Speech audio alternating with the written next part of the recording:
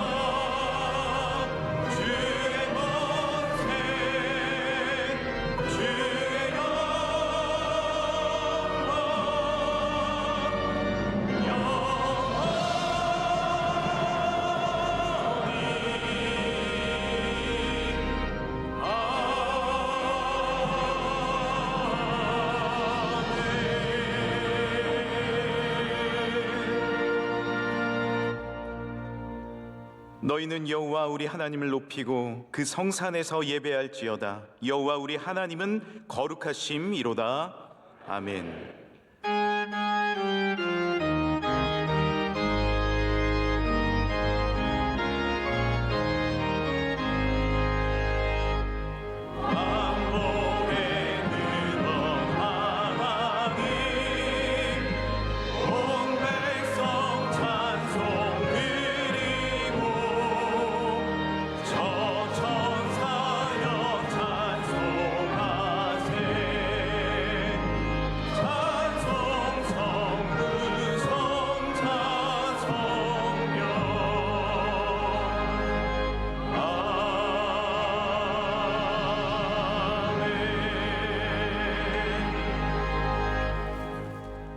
여호와여, 주의 율례들의 도를 내게 가르치소서. 내가 끝까지 지키리이다.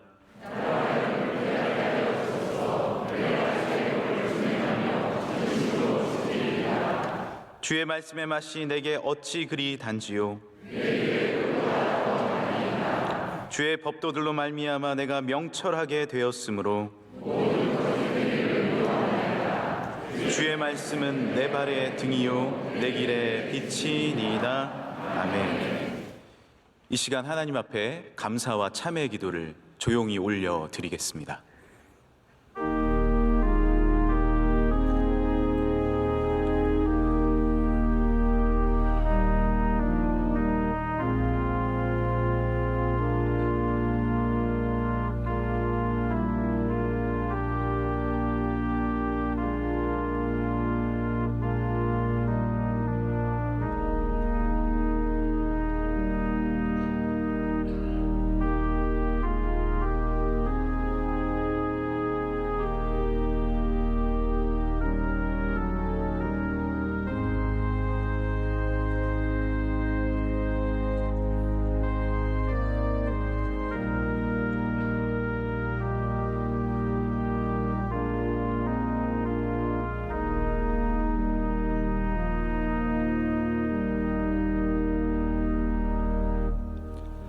전능하사 천지를 만드신 하나님 아버지를 내가 믿사오며 그 외아들 우리 주 예수 그리스도를 믿사오니 이는 성령으로 잉태하사 동정녀 마리아에게서 나시고 본디오 빌라도에게 고난을 받으사 십자가에 못 박혀 죽으시고 장사한 지 사흘 만에 죽은 자 가운데서 다시 살아나시며 하늘에 오르사 전능하신 하나님 우편에 앉아 계시다가 저리로서 산자와 죽은 자를 심판하러 오시리라.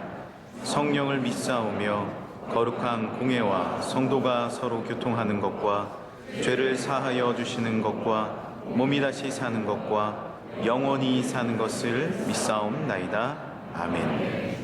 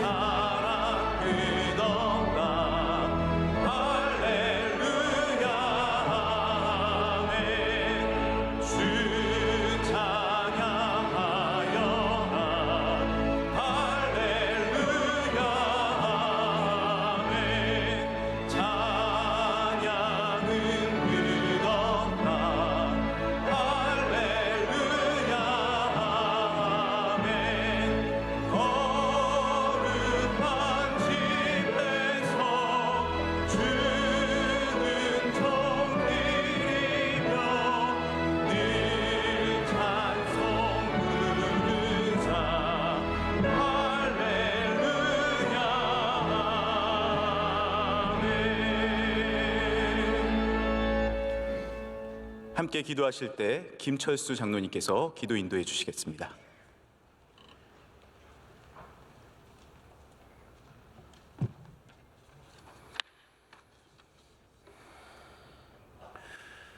사랑과 은혜가 충만하시고 영원 무궁하도록 영광을 받으시는 하나님, 주님을 찬양합니다. 일찍이 죄악으로 죽을 수밖에 없었던 저희들을 주님의 보혈의 공로로 살려주시고 주님의 아들과 딸로 삼아주시사 영원한 생명을 약속하여 주신 은혜에 감사드립니다. 그러나 저희들은 주님을 온전히 섬기지 못하고 죽도록 충성하지 못하고 이웃을 섬기지 못하고 나 자신을 위하는 탐욕 속에 있는 죄인들입니다. 저희들의 모든 죄를 주님께 내어놓고 회개하오니 용서하여 주시옵소서. 주님께서 인도하여 주셔서 저희들로 하여금 주님의 길에 서서 주님의 옷자락 붙들고 낙심하지 말고 깨어서 기도하고 말씀을 묵상하며 끝까지 달려가 승리하는 은총을 내려 주시옵소서. 저희 교회를 명일동에 밝은 소리로 세워주시고 지금까지 함께하여 주신 은혜를 감사드립니다. 주님께서 항상 함께하여 주셔서 주님의 사랑을 받는 교회, 주님을 사랑하는 교회, 이웃을 사랑하는 교회가 되어 주님께 칭찬받는 교회가 되도록 은혜 내려 주시옵소서. 우리 원로 목사님을 영육간에 강건하게 하여 주심을 감사드립니다. 더욱더 강건하게 하여 주셔서 어려운 이웃을 섬기는 데 조금도 부족함이 없도록 하여 주시옵소서. 성령님이 담임 목사님과 항상 함께해 주심을 감사드립니다. 더욱더 함께해 주셔서 저희들을 주님 앞으로 더 가까이 인도하시도록 은혜 내려 주시옵소서. 각 지방에 있는 장학관과 선교기관 그리고 교회들과 함께해 주시옵시고 해외에 있는 모든 선교기관들과 선교사님들을 지켜주시고 이를 통하여 주님의 직경을 넓힐 수 있도록 은혜 내려 주시옵소서. 저희 대한민국의 교회를 주님의 은총으로 선교사님들의 피와 땀으로 순교자님들의 피로 세워주시고 이를 통하여 구원받고 은혜 받게 하여 주심을 감사드립니다. 그러나 주님을 없이 여기고 교회를 핍박하는 자들이 있습니다. 이들로부터 주님의 교회를 지켜주시옵소서. 곧 있을 대통령 선거에도 함께하여 주시사 주님을 경외하고 진정으로 나라와 민족을 위하여 섬길 수 있는 대통령이 선출될 수 있도록 인도하여 주시옵소서. 주님을 믿는다는 이유로 핍박을 받고 있는 북한의 동포들을 기억하여 주시사 이들의 앞지로부터 벗어나 주님을 자유롭게 경배할 수 있는 은혜를 내려 주시옵소서. 오늘도 주님의 날 안식일을 저희들에게 허락하여 주시사 주님 전으로 불러주셔서 주님을 찬양으로 경배하고 말씀으로 은혜 받게 하여 주심을 감사드립니다. 기도 열심히 하는 찬양대의 찬양을 흠행하여 주시옵시고 목사님의 말씀을 통하여 저희들에게 큰 은혜와 새 힘과 능력을 더하여 주시옵소서. 이 모든 것 사랑과 은혜가 넘치는 우리 주 예수 그리스도의 이름으로 기도드립니다. 아멘.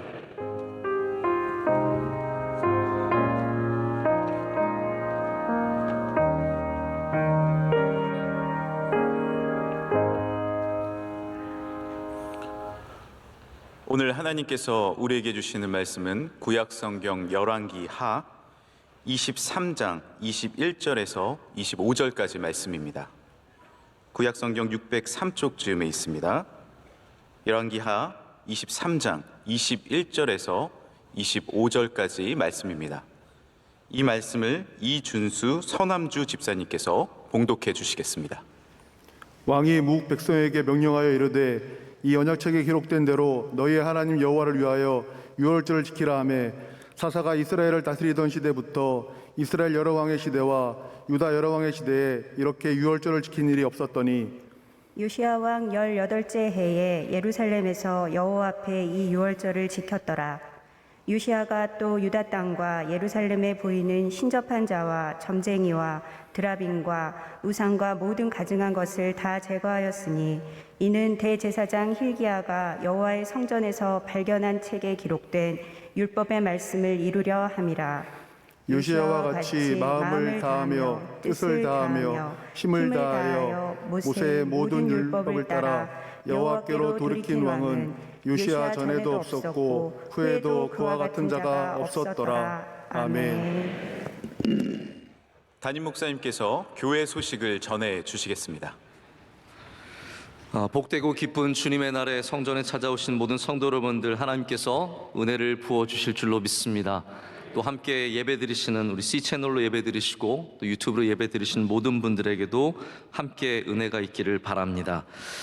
겨울에 한복판에 서 있습니다. 좀 추운 날씨가 이어졌는데요, 우리 주변에 어려운 이웃이 없는지 함께 돌아보면서 우리 깨어있는 교회가 기도만 하는 교회가 아니라 우리 주변을 돌아보며 또 우리 주변의 이웃을 섬기는 교회임을 기억하면서 하나님의 사랑을 많이 나누는 우리 교회가 되기를 원합니다.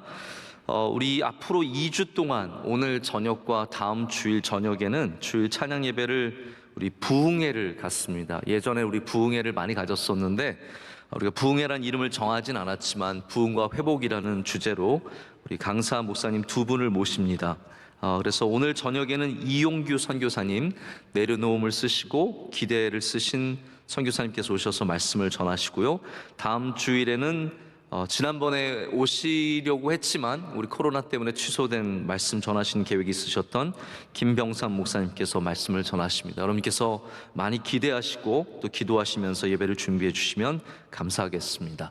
임명의 소식들이 계속 이어지고 있습니다. 여러분께서 확인해 주시고 또 함께 기도해 주시기를 바라고요. 지난 2년 동안 저희 명성교회가 늘 기도하는 장학관이 코로나 때문에 열지를 못했습니다. 그러나 올해는 저희가 계속해서 어려움 가운데 주변을 떠돌고 있는 우리 학생들을 더 이상 저희가 간과할 수 없어서 올해는 다시 우리 장학관을 열기로 했습니다. 우리 학생들이 지원하고 또 우리 건강하게 또 안전하게 장학관이 운영될 수 있도록 여러분께서 관심을 가져주시기를 바랍니다. 설날에 우리 예배 드릴 수 있도록 우리 예배 순서지를 준비했습니다. 많은 분들 함께 가져가셔서 명절에 가족들이 모이셨을 때 함께 예배 드리시는 은혜가 있으시기를 바랍니다. 이제 3부 찬양대 정성껏 준비한 찬양을 하나님께 올려드리겠습니다.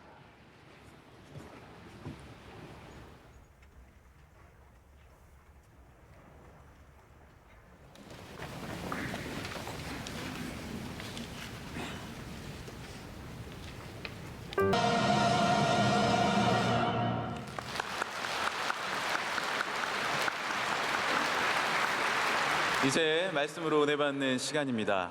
담임 목사님께서 위험한 말씀의 발견, 제아의 말씀 주실 때 큰 은혜의 시간이 될 줄 믿습니다. 우리 신앙생활을 하다 보면은 묵상이라는 것을 굉장히 우리 은혜 받는 한 가지 채널로 사용을 하게 되는 것 같습니다. 묵상을 하면 마음에 평안이 있고 또 위로를 받게 되죠. 그런데 묵상이 만약에 평안을 얻는 것에만 집중되어 있다면 잘못하는 겁니다. 사실 기독교 신앙은 평안만을 주진 않습니다. 오히려 묵상하다 보면 하나님께 주신 도전과 또 새로운 시도로 인해서 우리 마음이 불편해지는 경우들이 있기 때문입니다. 그래서 기독교 신앙은 편안함만이 아니라 때로는 편안함에서 불편함으로 우리를 끌고 가는 힘이 있는 것을 경험하게 됩니다. 그래서 기독교인이 된다는 것은 내 인생에 내가 아무 일 없이 앞으로 그냥 편안하게 살아야지라는 것을 포기하는 것과 마찬가지입니다. 나는 더 이상 편안하게 사는 것이 아니라 예수님을 믿는 삶을 살겠습니다 라고 말하는 것이 진정한 기독교의 신앙입니다. 그래서 믿음의 시작의 이야기들은 다 이러한 내용들이 포함이 되어 있습니다. 모든 사람들이 태어난 곳에서 아버지가 물려준 직업을 갖다가 죽는 것이 고대 사회였습니다. 아브라함도 그런 곳에 태어났던 것이죠. 갈대아 우르라는 곳에서 태어나서 그의 부모님이 하시는 일들을 그대로 이어받고 있던 아브라함에게 하나님께서 나타나셔서 그 아브라함이 그 편안한 그의 삶을 떨쳐버리고 위험한 곳으로 가게 하십니다. 그래서 가나안 땅으로 가게 하셔서 가나안에서도 세겜에서부터 브엘세바까지 그 긴 거리를 계속해서 이동하면서 하나님의 인도하심을 따라 불편한 삶을 살게 하셨습니다. 예수님께서도 이 땅에 오셔서 자신들의 편안한 삶을 살고 있었던 제자들을 부르셨습니다. 그들의 삶의 직업들, 어부도 있었고 세리도 있었고 의사도 있지 않았습니까? 자신들의 그 편안한 존에 있던 사람들을 부르셔서 예수님의 십자가를 지게 하시고 그들로 주님의 말씀을 따라올 것을 요구하셨습니다. 예수님의 비유 중에는 달란트의 비유가 있습니다. 이 달란트의 비유는 여러 가지 함의하는 것들이 굉장히 많지만 우리는 그 한 달란트를 땅에 묻었던 사람을 잊을 수가 없습니다. 이 한 달란트를 땅에 묻었던 사람은 어떠한 사람이었을까요? 나는 그냥 편안하게 살래. 나는 걱정하지 않고, 나는 위험을 감수하지 않고, 나는 어려움을 원하지 않으니까 나는 그냥 이거 묻어두었다가 다시 찾는 삶을 살 것을 원했는데, 임금이 돌아왔을 때, 그 주인이 돌아왔을 때, 정산할 때 그 사람은 하나님의 나라에 맞지 않는 사람으로서 단순 명료하게 결론을 내리십니다. 그냥 아무 일 없이 편안하게 안전하게 살기를 원하는 사람은 하나님 나라에 적합하지 않다라는 말씀입니다. 오늘 말씀에 등장하는 요시야는 유다의 왕 중에서 가장 훌륭했던 왕이라고 할 수 있는 사람입니다. 당연히 다윗이겠죠. 사무엘 상하가 보여주는 유다의 가장 뛰어난 왕은 당연히 다윗입니다. 그러나 열왕기 상하가 보여주는 유다의 중심에는 요시야가 있습니다. 우리가 왕을 순위를 매기기는 좀 애매모호합니다. 누가 더 훌륭하고 누가 덜 훌륭하고를 매기기가 참 어렵지만 히스기야와 요시야라는 이 위대한 두 왕 사이에 성경이 더 중점을 두고 있는 사람은 요시야라고 해도 과언이 아닙니다.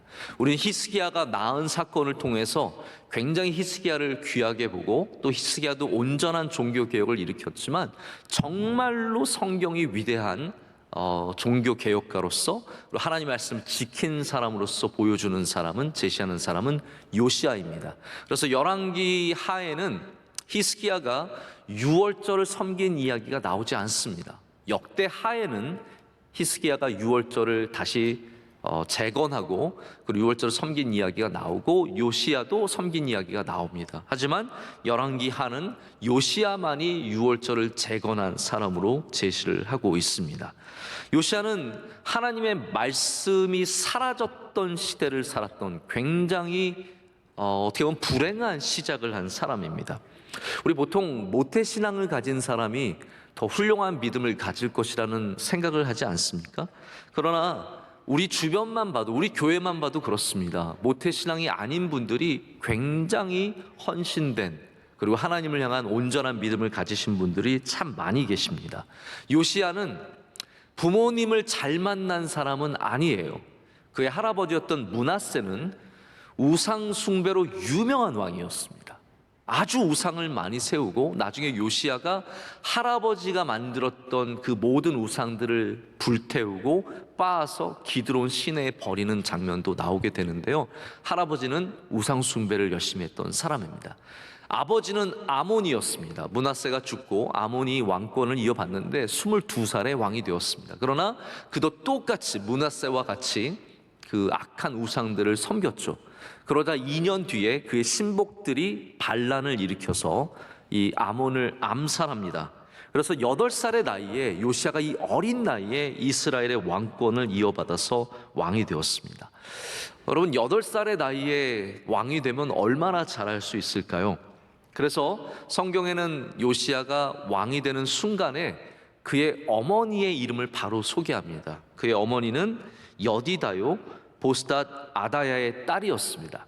아마도 요시야가 너무 어렸기 때문에 그의 어머니가 함께 나라를 이끌어 갔던 그러한 이유 때문에 그 이름이 함께 나와 있는 것 같습니다. 그러나 요시야가 왕이 되고 그 다음에 우리는 어떠한 일이 있었는지 전혀 알 수가 없습니다.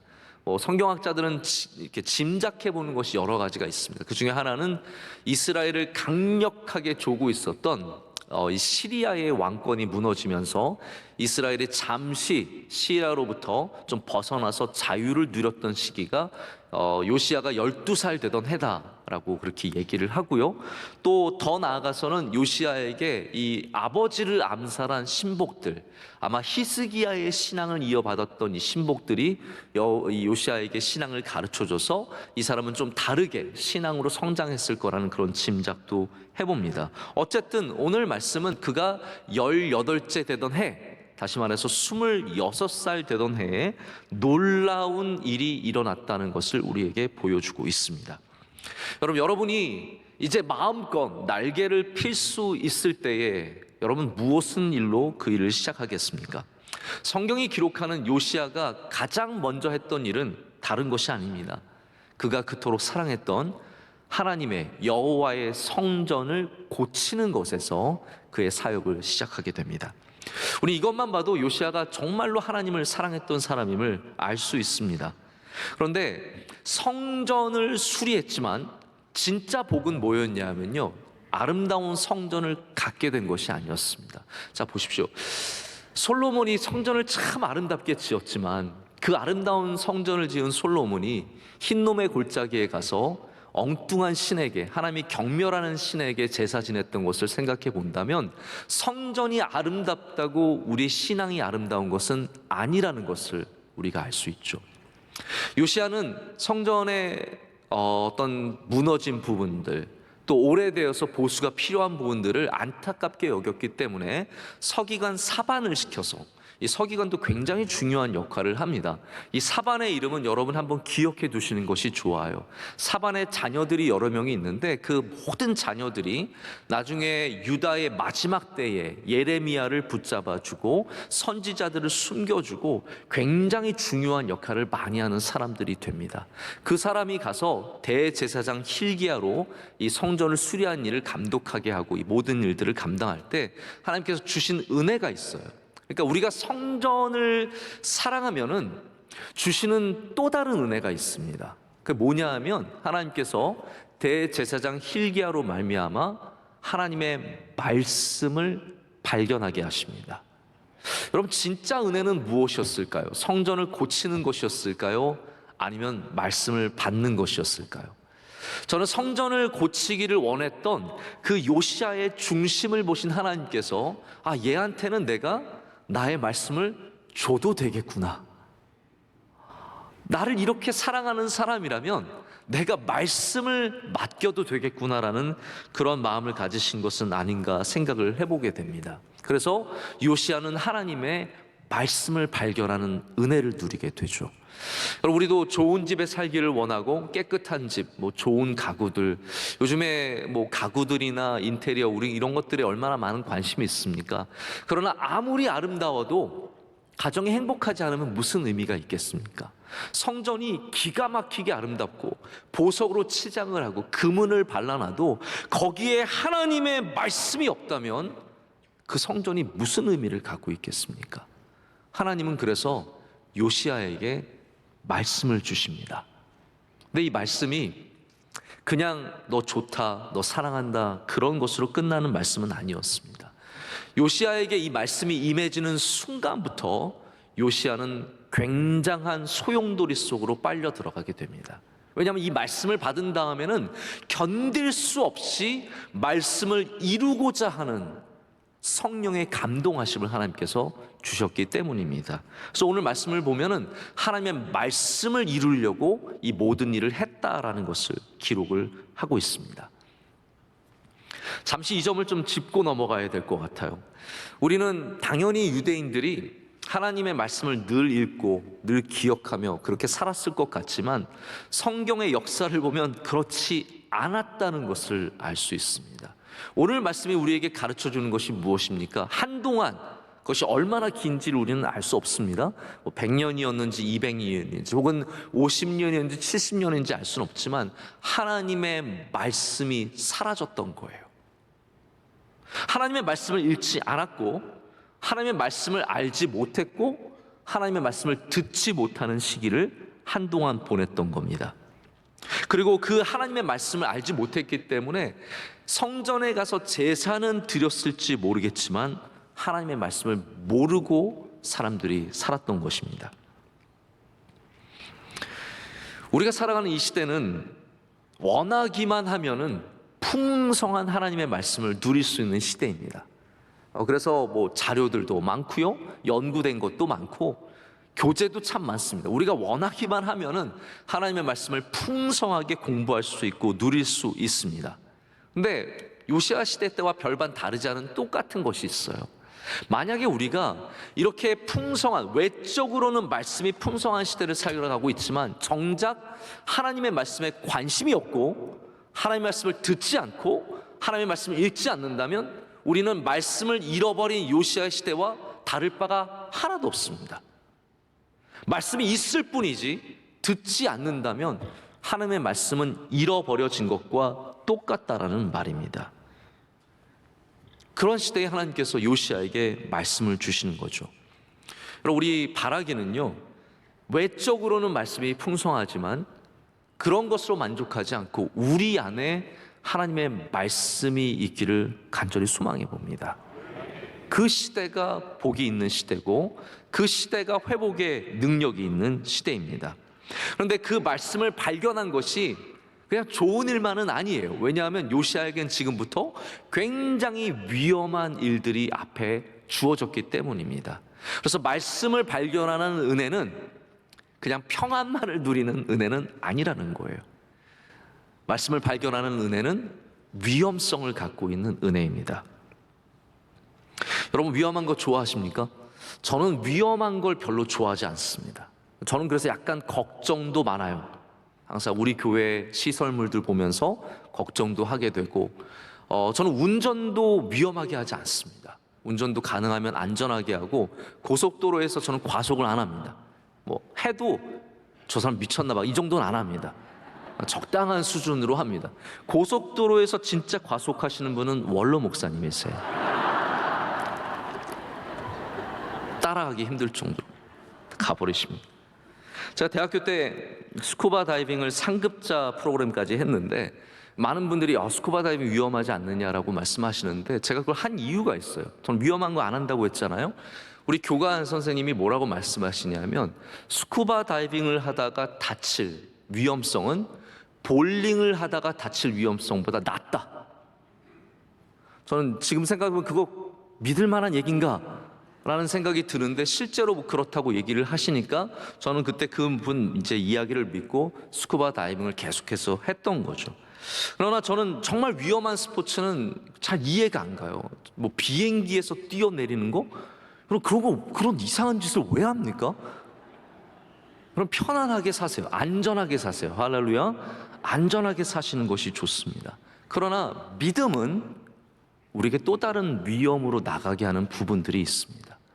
하나님의 말씀을 받은 우리들은 안전한 곳에만 머무는 것을 원하지 않습니다. 제가 몇 년 전에 우리 명성교회 선교지 중에 하나인 브라질에 있는 아마존을 다녀오게 됐습니다. 저는 원래 위험한 곳도 잘 안 가요. 그런데 이게 우리 교회의 일이고 우리 선교지의 일이다 보니까 우리 청년들과 함께 가는 것에 전혀 두려움이 없었습니다. 아마존에 가서 제일 위험했던 것은 악어도 아니었고, 악어 저 본 적도 없습니다. 우리 청년들은 봤는데 악어 뭐 볼 일이 피라냐 물려 죽는 거 걱정 안 하셔도 돼요. 안 들어가면 되는 거거든요. 별로 그게 위험하지 않았어요. 오히려 들어갈 때 30년 넘어 보이는 낡고 낡은 경비행기 타는 게 제일 무서웠습니다. 야, 이게 뜰 수 있을까? 이게 날아갈 수 있을까? 이게 잘 내릴까? 그러나 그런 두려움에도 불구하고 감당하게 되는 것은, 믿음은 우리로 하여금 믿음의 일을 감당하게 하기 때문입니다. 요시야는 지금 안전을 택하는 게 아닙니다. 어떻게 내가 우리나라를 안전하게 운영을 할까? 이런 것을 택했다면 이런 것들 하나도 못하죠. 그러나 요시야는 하나님의 말씀을 받았기 때문에 그 말씀으로 말미암아 나라를 완전히 뒤집어 엎는 그런 위대한 위험한 일을 감당하게 되는 것입니다. 그럼 위험하다는 말이 무슨 말일까요? 왜 하나님의 말씀을 발견하는 것은 위험한 것이겠습니까? 제가 감히 이런 말씀을 드리는데요, 성경은 인류 역사상 가장 위험한 책입니다. 여러분, 안전하게 사시고 싶으시면 성경책 보지 마십시오. 그냥 편하게 살고 싶으시면 절대로 하나님의 말씀 듣지 마십시오. 그러나 여러분이 정말로 이 말씀을 살아계신 하나님의 말씀으로 받아들이게 되면 이 말씀은 지극히 위험한 말씀이 될 수 있습니다.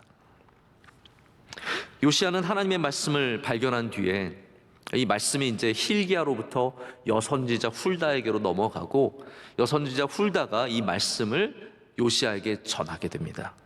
근데 그 말씀을 들으면서 요시야가 큰 충격을 받게 됩니다. 이제 많은 학자들이 이 말씀을 신명기일 것이다 라고 짐작을 합니다. 아니, 하나님과의 언약의 말씀이 있는 신명기죠. 그리고 그 말씀을 들으면서 이 요시야는 우리 이스라엘이 하나님 앞에 너무 많은 죄를 지었다는 것을 깨닫게 돼요. 하나님 말씀이 주시는 깨달음이 있거든요. 하나님의 말씀은 우리가 죄인임을 깨닫게 합니다. 그래서 죄를 깨닫게 되면서 하나님의 심판이 멀지 않았다는 그 두려움 속에서 요시야가 옷을 찢고 통곡하면서 나라의 변화를 추구하게 됩니다.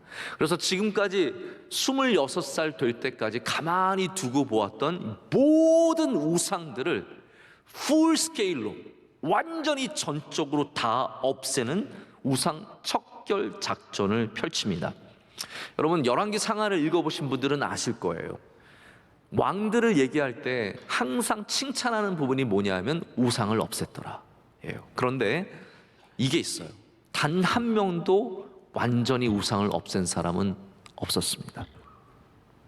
단 한 명도 모든 우상을 완전히 척결한 사람은 없었습니다. 그래서 산당을 없애지 못했다라는 이야기가 꼭 나오고요, 반드시 그 사람들이 아무리 잘했어도 모든 사람들이 실패했던 내용들이 나옵니다. 근데 요시야는 이 말씀을 받은 다음에 모든 것들을 싹 다 없앴어요. 여러분, 이게 가능할 것 같죠? 왕이니까 뭐 가능하겠지라고 생각하시겠지만 절대로 그렇지 않습니다. 이 사회에 해악을 끼치는 사이비도 못 없애는 것이 이 세상입니다. 절대로 없앨 수가 없습니다. 그런데 요시야가 이걸 얼마나 하냐면요, 사실 제가 오늘 말씀을 읽은 것이 약간 부족해요. 원래는 22장, 23장 전체를 다 읽어야 여러분 이것을 다 이해하실 수 있어요.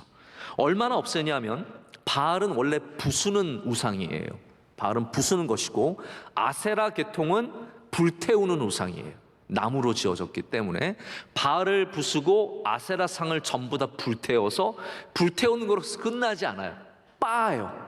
완전히 재로 만들어서 그것을 형체도 없이 버리게 됩니다.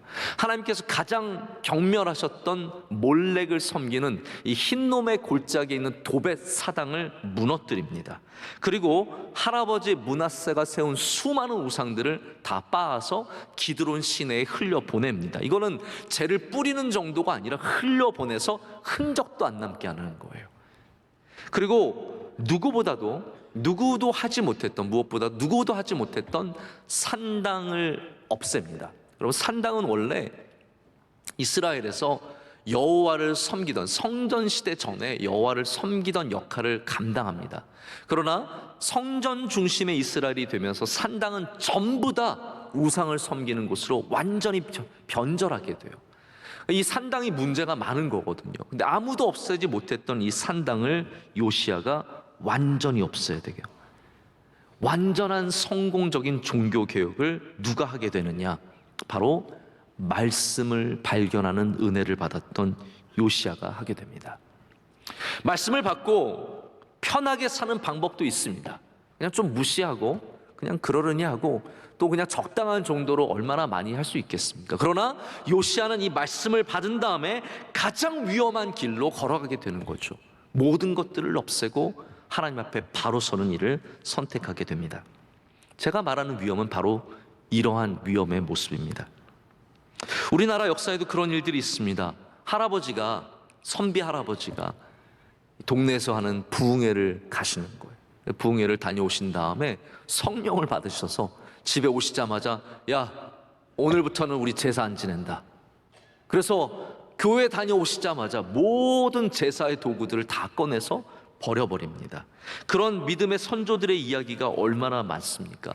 예전에 양반들 첩 때리고 살던 그 시대에 하나님의 말씀을 받아들인 양반이 더 이상 첩을 때릴 수 없다고 그들을 분가시키고 돈을 주어서 살게 하고 자기는 본가로 들어와서 회개하고 가정을 올바로 세우는 이야기들을 들어본 적이 있습니다. 성령 받은 다음에 집에 들어와서 노름과 관련된 거 다 불태워버리고 술독을 깨뜨려버린 이야기도 많이 들려옵니다. 근데 여러분, 왜 요즘은 그런 얘기가 별로 없을까요? 하나님의 능력이 약해지셨을까요? 아닙니다. 우리가 이제는 말씀을 위험하게 읽지 않기 때문입니다. 말씀을 편안하게 읽는 거예요. 나에게 도움이 되고 나에게 평안을 주고 나에게 위로해 주는 말씀은 잘 받아들이고, 나에게 조금만 위험한 것이라도 있으면 그것을 우리는 슬쩍 넘어갑니다. 피합니다. 이거 안 해도 괜찮겠지라고 생각을 하죠. 위험한 것은 절대로 받아들이지 않는 것이죠. 여러분, 말씀을 조금만 위험하게 한번 읽어보시기를 축복합니다. 아멘 하시기 힘드시죠? 안 하셔도 괜찮습니다. 그러나 안전하게만 읽는 성경은 더 위험한 성경입니다. 우리 반공시대를 살아온 어른들은 불온서적이 뭔지 아시죠? 불온서적, 우리의 사상에 영향을 끼치는 불온서적들이 있었습니다. 읽지 말라는 거죠. 우리 기독교 안에도 이제 불온서적 같은 것들이 있습니다. 무신론자들이 쓴 책들, 그리고 그들이 주장하는 것들, 뭐 다윈의 종의 기원 같은 창조론을 위협하는 책들, 이런 것들이 우리 기독교의 신앙을 정말 훼손한다고 생각하기 때문에 읽지 말라고 합니다. 근데 제가 그런 책들을 읽어보면요, 저는 읽어보거든요, 절대로 우리 신앙을 해칠 수 없습니다. 여러분, 믿음은 그 어떤 것보다 큽니다. 세상의 지식보다 크기 때문에 감히 그런 것들이 우리의 신앙을 훼손시킬 수 없습니다. 그러나 이걸 아셔야 돼요. 세상의 어떠한 불온서적보다 위험한 책이 성경책이에요. 여러분, 그래서 다시 말씀드리지만 편안하게 살고 싶으시면 성경 읽지 마세요. 그냥 왔다 갔다 예배 들으시고 좋은 것만 들으시고, 오늘 목사님 좋은 얘기 해주시겠지, 오늘 얘기 들으면 마음이 평안해지겠지, 그냥 그렇게 살면 됩니다. 그러나 하나님, 살아계신 하나님의 말씀으로 받아들이시려면 위험한 성경 읽기를 해야 됩니다. 하나님의 말씀, 우리는 우리에게 위험한 초청을 하고 있습니다. 아마 여러분들 가운데도 하나님을 믿지 않았다면, 하나님의 말씀 받아들이지 않았다면 이 세상에서 편하게 사실 분들이 많으실 겁니다. 그냥 편하게 세상 사람들 사는 대로 주일에는 편하게 놀러 가고 쉬고 아무것도 안 하고 집에서 넷플릭스 20시간 보고 얼마나 편안한 삶을 살 수 있겠습니까? 그러나 우리가 하나님을 믿기 때문에 불편함을 감수할 뿐만 아니라 위험한 일들까지도 감수하게 되는 것이죠. 여러분, 그것이 하나님 안에서는 복된 삶입니다. 오늘 말씀은 이스라엘 역사에 큰 전환점이 있는 곳입니다. 우리의 삶에 많은 전환점들이 있는데요, 어떤 사람들은 만남을 통해서 전환점을 갖고 어떤 사람들은 장소를 통해서도 전환점을 갖습니다. 요시야에게 있어서는 그가 왕이 된 것이 전환점이 아니라 하나님의 말씀을 발견한 것이 일생일대의 가장 큰 변화를 가져오게 되었습니다. 그러나 요시야를 편안하게 만들어준 변화는 아니었습니다. 요시야를 쉽게 왕권을 누리도록 만들어준 변화도 아니었습니다. 오히려 요시야는 하나님의 말씀을 받음으로 말미암아 더 험난하고 더 어렵고 더 도전이 많고 욕 많이 먹는, 불평을 많이 들어야 하는 그런 삶으로 휩쓸려 들어가게 됩니다. 우리는 이렇게 생각하기 쉽습니다. 꼭 그래야 되냐고, 그 정도로 열심히 해야 되냐고, 하나님 믿는다는 게 그냥 우리 다 잘 살려고 그러는 건데 그냥 잘 살면 안 되냐고, 좋은 말씀에 감동만 받고 그냥 가면 안 되겠냐고 라고 말씀하실 수 있겠죠. 그러나 여러분, 우리가 요시야처럼 하나님의 말씀으로 살아가려고 작정하면 그 순간 우리는 위험한 말씀을 우리 가운데 받아들이게 되는 겁니다.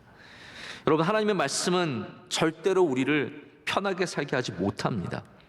남들이 박수 쳐주고 환호하는 길로 걷지도 못하게 합니다.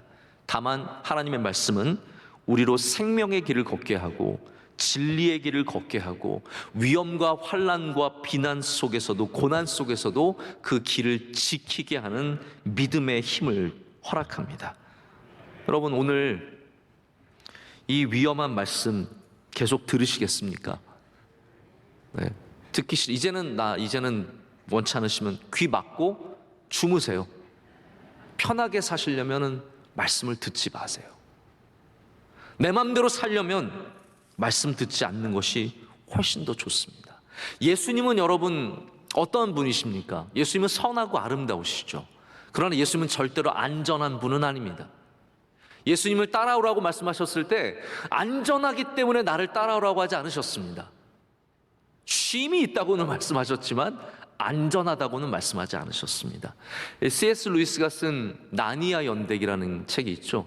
그 첫 번째 시리즈가 사자 마녀 그리고 옷장이라는 제목의 책입니다.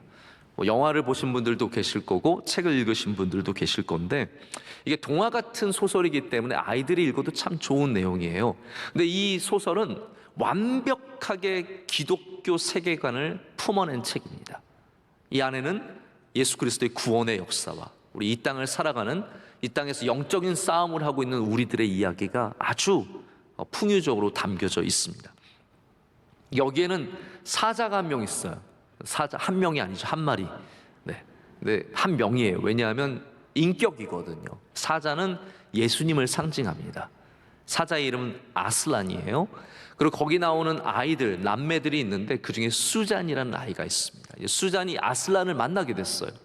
사자를 만난다는 생각에 뭔가 좀 두려운 거예요. 그래서 그 근처에 있는 미스터 비버에게 이렇게 묻습니다. 아슬란 안전하겠죠? 사자를 만나는 게 전 좀 무서워요. 이렇게 얘기를 합니다. 그랬더니 미스터 비버가 대답합니다. 야, 안전하다고? 누가 안전하다 그랬어? 아슬란은 절대로 안전하진 않아. 하지만 아슬란은 선하시고 아슬란은 우리의 왕이셔. 이렇게 말합니다. 예수님은 선하십니다. 예수는 우리의 왕이십니다. 그러나 예수님은 절대로 안전한 분은 아니시라는 거죠. 우리에게 안전한 삶을 살라고 초청해 주시는 것이 아니라 하나님의 말씀대로 살라고 우리를 초청해 주십니다. 그리고 그것은 때로는 많은 위협을 감수해야 하는 일이죠. 우리가 믿음의 위험함 속으로, 고난 속으로 들어가는 일은 기독교 신앙 속에 항상 있는 일이라는 겁니다. 그럼 위험한 것은 무릅쓰고 하는 것을 말합니다. 모르고 당하는 걸 뭐라고 말하나요? 사고라고 말합니다. 기독교인들은 사고를 당하는 것이 아니라 어려움을 다 알고 있어요. 여러분, 조선에 선교사로 온 사람들이 막 천국에 오는 줄 알고 왔다가 갑자기 이게 뭐지? 라고 했겠습니까? 아니, 그들은 조선이라는 나라가 진짜 온 세계 가운데 가장 알려지지 않은 비밀의 나라이며 그곳에 가면 고생 죽도록 해야 되는 거 다 알고 위험을 무릅쓰고 온 거예요. 그들의 자녀가 죽을지도 모른다는 것을 알고 왔고 수많은 선교사들의 자녀가 이 땅에서 죽어갔습니다. 소록도의 나병 환자들, 수많은 나병 환자촌에 수많은 선교사님들이 갔던 것은 모르고 간 게 아니죠. 다 알고 간 거예요. 그들이 고름을 흘릴 것과 그들의 얼굴이 흉측한 것과 그들이 갖고 있는 상처와 아픔을 다 알고 들어간 겁니다. 그게 위험을 무릅쓰는 신앙입니다. 그래서 신앙은 뭐냐면 그렇게 살지 않고서는 안 되는 것이 신앙입니다. 여러분, 오늘 예배에 어떻게 나오셨습니까? 뭐 끌려 나오신 분들도 계시겠지만 예배 안 드릴 수 없거든요. 우리는 예배를 지켜야 합니다. 할렐루야. 예배를 안 드릴 수 없기 때문에 위험을 무릅쓰고 다 나오는 거죠. 요시야는 하나님의 말씀을 듣다 보니까 마음에 큰 변화를 갖게 되었습니다. 그래서 여선지자 훌다가 하나님의 말씀을 들을 때 성경 말씀을 보면 요시야의 마음이 부드러워졌다라고 표현을 하고 있습니다. 근데 여러분, 우리는 부드러워지면 약해지는 거라고 생각을 하잖아요. 그래서 하나님의 뭔가 말씀을 붙잡고 위험한 곳으로 나가려면 뭔가 피가 막 끓어야 될 것 같고 열정을 가져야 갖고 마음이 뜨거워져야 할 것 같은데 성경은 그런 얘기를 하지 않습니다. 오히려 그의 마음이 부드러워졌다라고 말하고 있고 부드러워졌기 때문에 그것이 무슨 말입니까? 하나님의 성령의 감동을 받은 것이죠. 그 부드러운 마음을 가진 이 사람이 가장 위험한 길로 걸어가는 것을 보게 됩니다. 저는 여러분, 우리가 다 막 오늘 성령 불같이 받아야 하나님의 뜻대로 살아가는 건 아니라고 생각합니다. 오히려 하나님의 말씀이 여러분 가운데 부드러움을 줄 때 우리는 그 감동으로 인해서 그 하나님의 뜻을 따라갈 수 있는 힘을 얻게 되는 거죠. 오늘 본문에는 요시야가 행한 가장 위대한 업적, 바로 유월절을 재건하는 말씀이 나옵니다. 요시야의 종교개혁의 하이라이트는 두 가지입니다. 산당을 없앤 것과 그리고 유월절을 재건한 것입니다. 유월절은 아까도 제가 잠깐 설명을 드렸지만 히스기야도 지켰다라고 역대하는 기록하고 있지만 열왕기하는 요시야가 재건했다라고 주장을 합니다. 얼마 동안 유월절이 없었을까요? 성경의 기록을 보면 여호수아 이후로 유월절이 지켜진 기록들이 없습니다. 놀랍게도 이 귀하고 이 소중한 절기를 얼마나 몇백 년 동안 잃어버리고 살았는지 모릅니다. 이 하나님의 말씀으로 살아가는 것은요, 없애는 것뿐만이 아니라 회복하고 시작하는 것에도 있다라는 거죠. 요시야는 그래서 하나님의 말씀을 붙잡고 다시 회복시키며 새로운 일들을 시작하게 하는 굉장히 위대한 사역을 바라보게 됩니다. 오늘 저녁에 우리 교회에서 말씀을 전하시는 분은 이용규 선교사님입니다. 제가 이분을 잠깐 소개를 하고자 하는데요. 이분은 거의 20년 다 된 것 같아요. 오래전에 내려놓음이라는 그런 책을 쓰셔서 우리 청년들에게 많은 영향력을 끼친 분들, 그때 내려놨던 사람들 되게 많아요. 이 내려놓음이라는 책 때문에 막 꿈도 내려놓고 막 다 내려놓은 사람들 많아요. 그리고 몇 년 뒤에 다시 다 집어들었죠. 이용규 선교사님은 인테리 중에 인테리라고 말할 수 있어요. 서울대학교를 나오시고 하버드에서 역사학으로 박사학위를 받으신 분이에요. 상위 1%예요. 근데 이분은 굉장히 명예로운 그런 일들 할 수 있는 기회들이 많았는데 다 내려놓고, 그 제목처럼 내려놓고 몽골의 선교사로 가게 됩니다. 몽골의 선교사로 가서 거기서 정말 개척을 한 거죠. 그래서 국제학교를 세우고 국제학교가 안정되기까지 정말로 하나님께 많은 헌신을 하게 됩니다. 우여곡절이 많았어요. 근데 이렇게 안정을 갖게 되면 여러분, 사람은 안정을 좋아해요. 안정적인 곳에 있게 되는 거죠. 그런데 이 안정적인 곳에 있게 되니까 하나님께서 또 부르시는 거예요. 넌 인도네시아로 가라. 그래서 이분이 또 다시 내려놓고, 그래서 두 번째 책 제목이 뭔지 아세요? 더 내려놓음이에요. 그래서 더 내려놓고 다시 인도네시아로 가게 돼요. 그래서 인도네시아에서 수년 전부터 많은 또 사역을 완전 맨 땅에 헤딩하다시피 하게 되셔서 지금은 훌륭한 국제대학교를 세우고 우리 기독교인들을 길러내는 귀한 사역들을 이어가고 계십니다. 여러분, 하나님의 말씀이 임하게 되면 우리는 위험한 길을 택할 수 있는 그런 담대함을 갖게 되는 거죠. 안정적인 곳에 머물러 있는 것이 아니라 어려움을 마다하지 않고 갈 수 있는 힘 있는 다이내믹을 갖게 돼요. 그래서 하나님의 말씀이 임한 사람들마다, 하나님의 말씀대로 순종하며 살아가기를 원하는 사람들마다 놀라운 능력들을 갖게 되는 겁니다. 여러분, 제가 위험하다고 말씀드리니까 오늘 찝찝하게 말씀드리시는 분들 계실 거예요. 이거를 해야 돼, 말아야 돼, 내가. 근데 이렇게 표현을 해볼게요. 위험하다는 말이 너무 싫으신 분들은 이렇게 생각을 해보세요. 능력을 갖게 되는 것. 능력을 갖게 되는 것.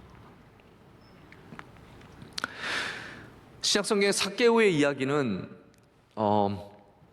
어린아이들이 참 좋아하는 이야기입니다. 이 이야기를 들어보면 얼마나 재밌습니까?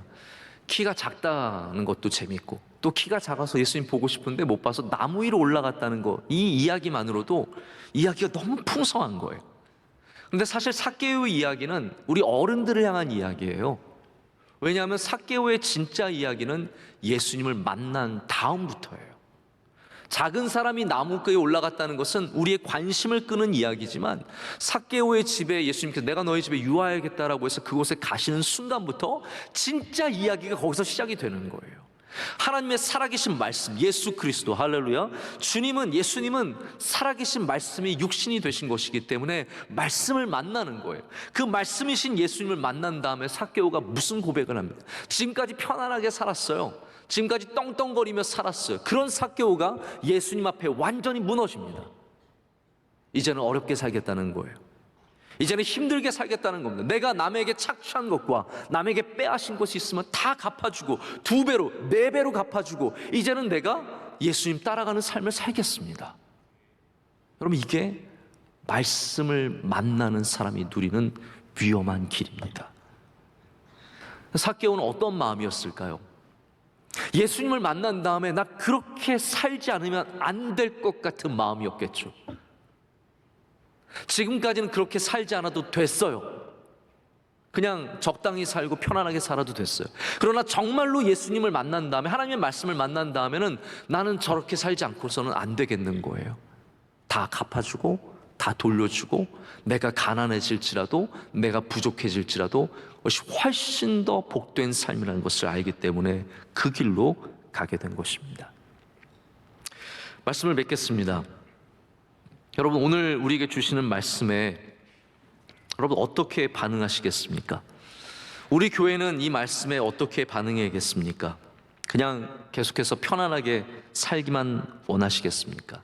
만족하며 그냥 내 자리가 좋으니까 갈대아 우르에서 이 고기 잡는 곳에서 하나님 저는 영원토록 여기 살겠습니다가 우리의 반응이겠습니까? 아니면 요시아처럼 부드러운 마음을 갖고 우리의 주신 삶의 자리에서 기득권을 내려놓고 편하게 살아가려는 욕심을 내려놓고 주님이 부르시는 나눠주고 함께 성장하기 위해서 몸부림치는 삶으로 나가겠습니까? 여러분, 결정은 우리가 해야 되는 것입니다. 요시아는 결정했습니다. 온 나라의 우상을 다 없애기로, 아무도 결정하지 않았던, 한 번도 결심하지 않았던 산당을 다 없애기로 결심을 하고 6월절을 다시 세우기로 결심했습니다. 여러분에게도 우리 교회에도 그러한 결심이 있기를 원합니다. 명성교회가 하나님이 주신 사명을 감당하기 위해서는 위험한 길로 갈 줄 알아야 합니다. 그냥 좋은 교회들, 세상이 보여주는 좋은 교회들 적당히 흉내내고 그런 설교만 제가 흉내내면서 재미있는 이야기나 하면서 그렇게 끌고 나가서는 절대로 주님이 주신 사명을 감당을 할 수가 없습니다. 우리는 도전하는 교회가 되어야 하고 미래의 일꾼을 길러내기 위해서 위험한 일들을 감당할 수 있어야 합니다. 제가 여러분 어떤 굉장한 목표를 갖고 허황된 꿈을 갖고 지금 다음 주에 발표하려고 이거 밑밥 가는 거 아닙니다. 저는 아무런 계획이 없습니다. 다음 주에 발표할 것도 없고 올해에 발표할 것도 없습니다. 그러나 우리가 말씀을 살아계신 하나님의 말씀으로 읽으면 하나님께서 우리에게 도전을 주실 걸로 믿습니다. 거기에 반응하는 믿음의 공동체가 되어야 합니다. 기도할 때 여러분, 하나님 제가 원하는 거 이거 이루어 주세요 하면 우리는 늘 안전한 삶만을 살게 됩니다. 왜냐하면 우리가 원하는 것은 안전한 것들이기 때문입니다. 그러나 우리가 하나님의 말씀에 귀를 기울이면 우리는 위험한 삶으로 나아가게 됩니다. 위험한 도전을 할 수 있습니다. 오늘 하나님께서 우리에게 이렇게 말씀하십니다.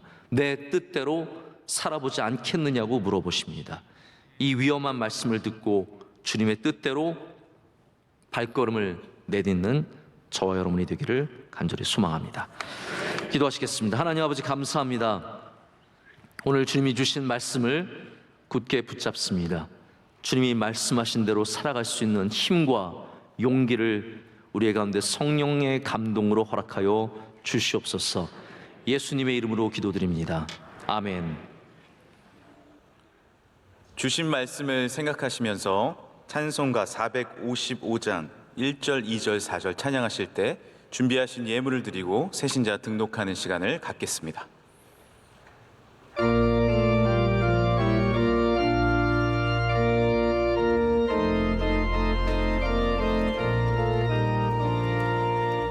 주님의 마음을 못 받는 자, 그 맘에 평강이 찾아오는 험악한 세상을 이기는 힘이 하늘로부터 임함이로다.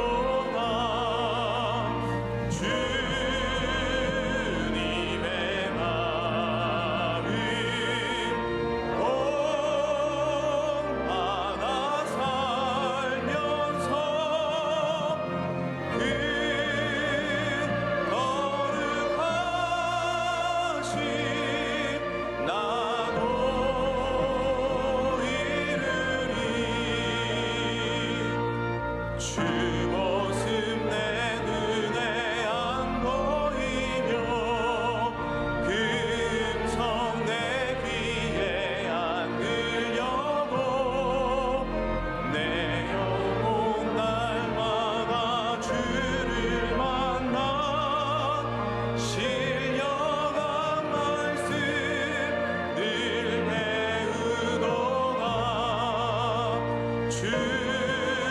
주님의 마음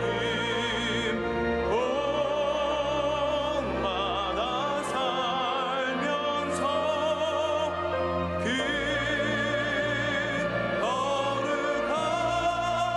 거룩하심 나도 이루리. 주 예수 세상에 다시 오실 그날의 눈성도 변화하여 주님의 빛나는 그 영상을 다 함께 보며 주 찬양하리. 주님의 마음 곳마다 살면서 그 거룩하심 나도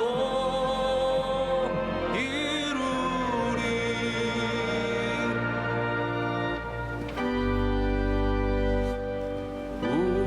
우리에게 양하신 여호와의 인자심이 크고 크도다. 크시도다. 크고 크도다.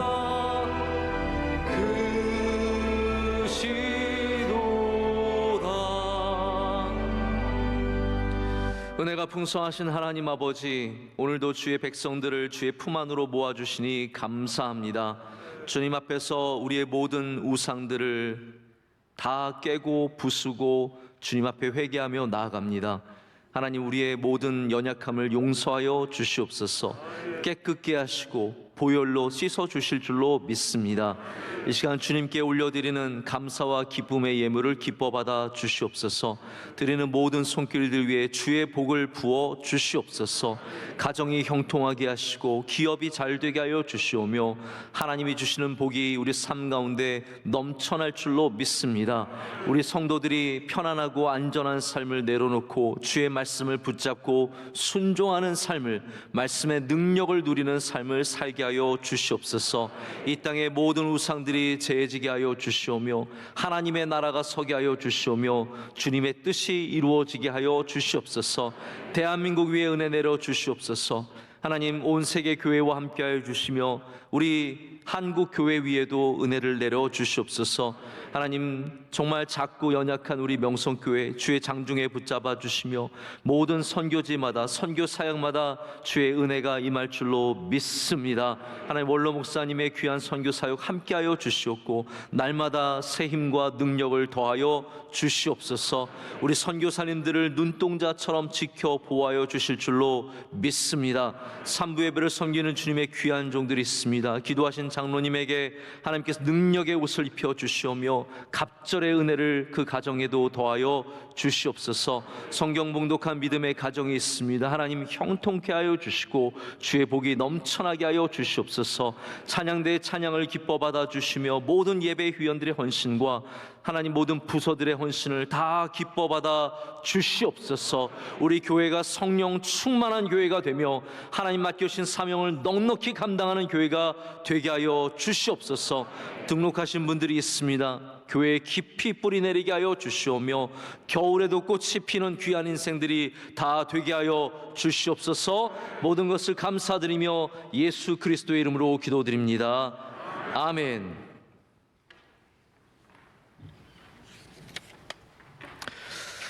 네, 오늘 3부 예배에 등록해 주신 분들이 여러분들이 계십니다. 우리 크게 박수로 환영하겠습니다. 네. 감사합니다. 잘 오셨습니다. 네, 오늘 찬양대의 찬양, 우리 3부 찬양대 날로 부흥하고 발전하고 있습니다. 감사합니다. 우리 크게 박수로 축복하겠습니다.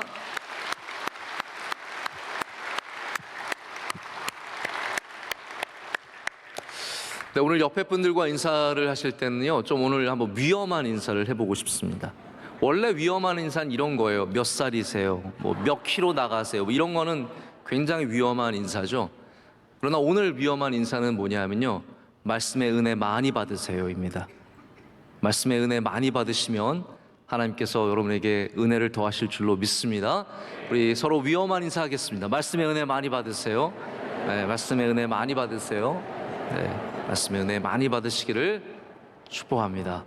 감사합니다. 또 일주일 동안 주님 안에서 강건하시기를 바라고요. 마지막 찬양 힘차게 하시고 오늘 축도는 이동식 목사님께서 해주시면 감사하겠습니다.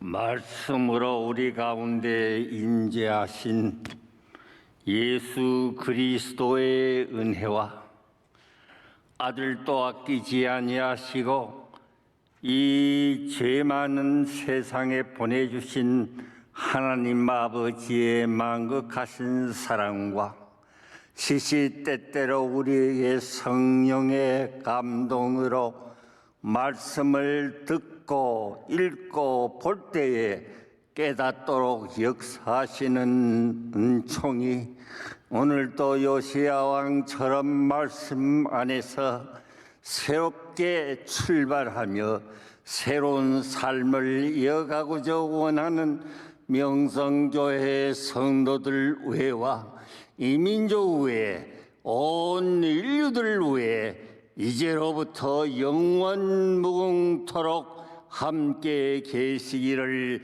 간절히 축원하옵나이다. 아멘.